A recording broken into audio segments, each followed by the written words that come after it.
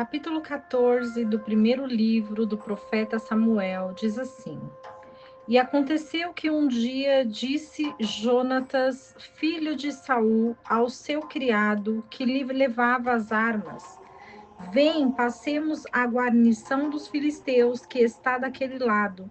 E não o fez saber a seu pai. E Saul estava no termo de Gibeá, debaixo de uma romeira que havia em Migron, e o povo que estava com ele eram uns 600 homens. E Aias, o filho de Aitube, irmão de Icabode, filho de Finéias, filho de Eli, sacerdote do Senhor em Siló, levava o éfode, e não sabia o povo que Jonatas tinha ido. E entre os desfiladeiros por onde Jonatas procurava passar a guarnição dos filisteus, havia um penhasco agudo de uma parte e outro da outra parte. Um se chamava Bozés e o outro Sené. Um dos penhascos ficava ao norte, defronte de Micmas, e o outro ao sul, defronte de Gibeá. Disse, pois, Jonatas ao seu criado que lhe levava as armas: Vem, passemos a guarnição destes incircuncisos. Certamente operará o Senhor por nós, porque não é difícil para o Senhor salvar com muitos ou com poucos. E o seu pajem de armas lhe respondeu: Faze tudo o que tens em teu coração. Vê que aqui estou contigo conforme a tua vontade. E Jonatas disse: Eis que passaremos aqueles homens e nos mostraremos a eles. Se nos disserem assim: Esperai até que cheguemos a vós, então nós ficaremos em nosso lugar e não subiremos a eles. Mas se nos disserem assim: Subi a nós, então subiremos, porque o Senhor os entregou em nossas mãos, e isto nos será por sinal. Mostraram-se, pois, ambos à guarnição dos filisteus.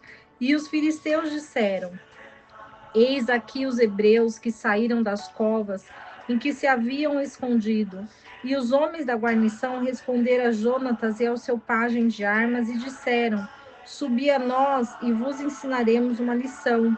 Então Jonatas disse ao seu pajem de armas: Sobe atrás de mim, porque o Senhor os entregou na mão de Israel. E então subiu Jonatas com as suas mãos e os seus pés, e atrás dele o seu pajem de armas.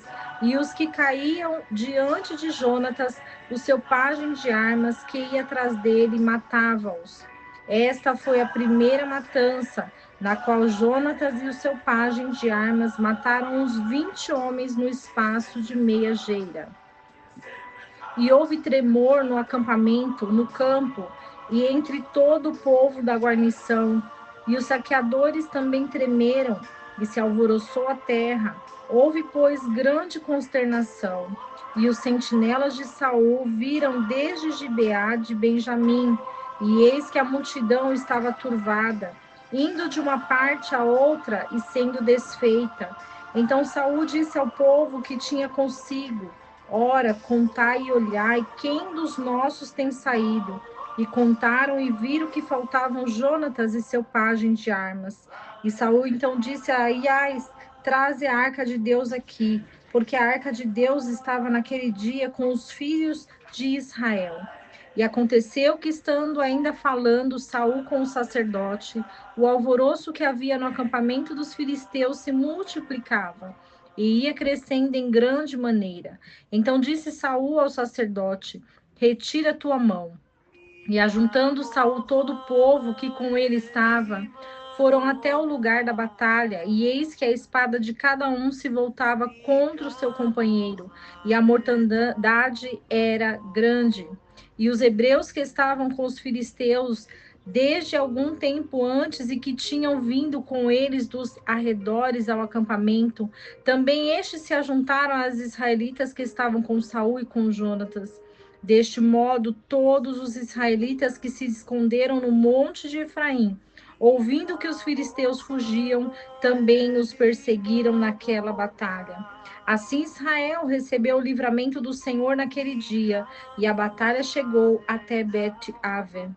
Mas os homens de Israel foram postos em apuros naquele dia, porque Saul havia conjurado o povo, dizendo: qualquer que comer pão até a tarde, antes que eu tenha tomado vingança de meus inimigos, seja maldito. E todo o povo não tinha provado pão. E todo o povo chegou a um bosque onde havia mel na superfície do campo. Entrou, pois, o povo no bosque, e eis que um manancial de mel corria, mas não houve ninguém que achegasse a mão à sua boca, porque o povo temia o juramento. Mas Jonatas não tinha ouvido quando seu pai conjurou o povo, e estendeu a ponta de uma vara que trazia em sua mão, e a molhou num favo de mel, e achegou a sua mão à boca, e os seus olhos foram aclarados. Então falou um do povo, dizendo: seu pai conjurou expressamente o povo, dizendo: maldito seja o homem que comer hoje algum manjar.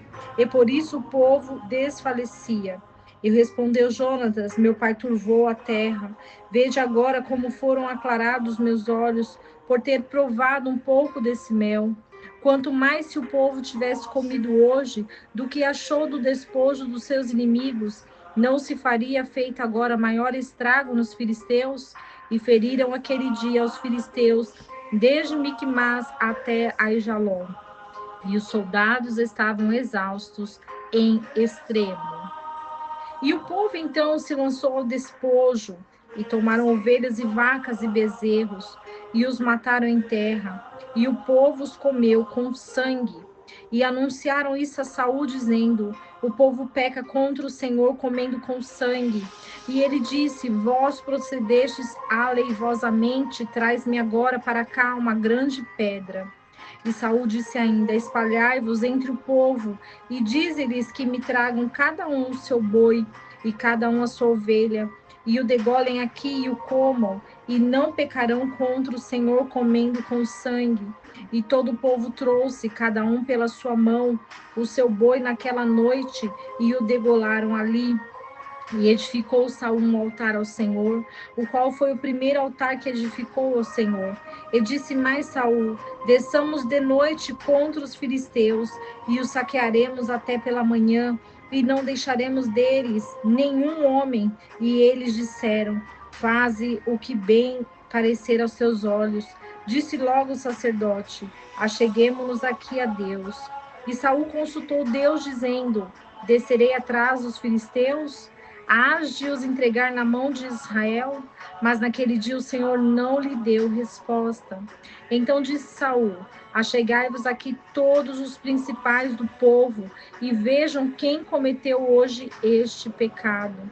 Porque vive o Senhor que salva a Israel, que mesmo que tenha sido meu filho Jonatas, certamente morrerá.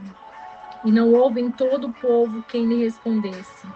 Disse então a todo Israel: vós estareis de um lado, e eu e Jonatas, meu filho, estaremos do outro lado. E o povo respondeu a Saul: faz o que for bom aos teus olhos. Então disse Saul ao Senhor Deus de Israel: mostra quem é inocente. E foram tomados por sorte Jonatas e Saul, e o povo saiu livre. E Saul disse: jogai a sorte entre mim e meu filho Jonatas. E foi tomado Jonatas. Então Saul disse a Jonatas: declara-me o que tens feito. E Jonatas o declarou e disse: somente com a ponta da vara que trazia em minha mão provei um pouco de mel. Eis que tenho que morrer? E Saul respondeu: assim me faça Deus e assim me acrescente, que sem dúvida morrerá Jonatas. Mas o povo disse a Saul: deverá morrer Jonatas, que tem feito esta tão grande salvação em Israel?